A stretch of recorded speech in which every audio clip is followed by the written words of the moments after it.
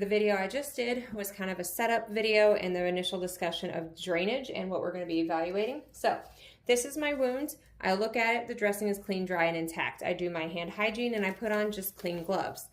Now, the first thing I'm going to do is I'm going to remove very gently, very carefully the dressing itself. So you're going to notice that you have tape that should be secured on all of the edges, okay?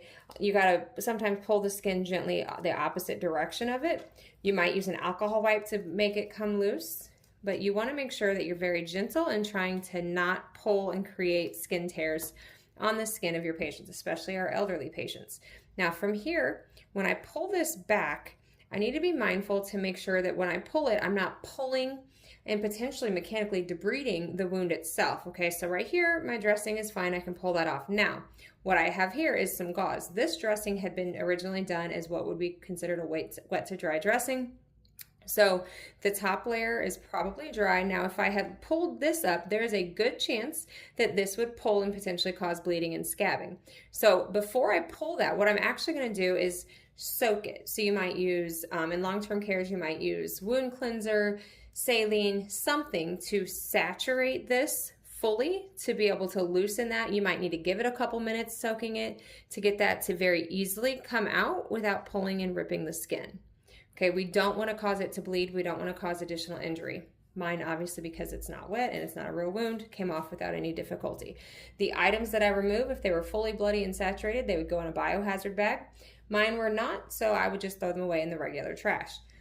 Now from here, I'm going to take my measurement tool and I'm going to measure. Now, if my wound was a circular wound, it would make sense to use the circular. I don't have a circular wound. I have a wound that is linear. So we typically measure in centimeters. So you're going to use your tool. It has inches, it has diameters for circular, and then you have your centimeters across the top.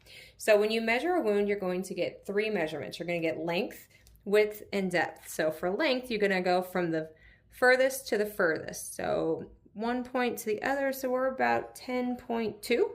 So from one end to the other end, from open to open. Okay, now for the width, I'm going to go the same way, choose the widest point on the wound, and I'm going to start at the edge and come over, and I'm at 2.4. Okay, so I have 10.2 times 10.4, and then for depth, what I'm going to do is I'm going to take a sterile Q-tip. I'm going to take that Q-tip and I'm going to choose the deepest point and I'm going to measure. So I'm going to stick very gently the Q-tip in, take my hand to be flush, okay, figure out how deep that is on the Q-tip itself, pull that back and measure that depth.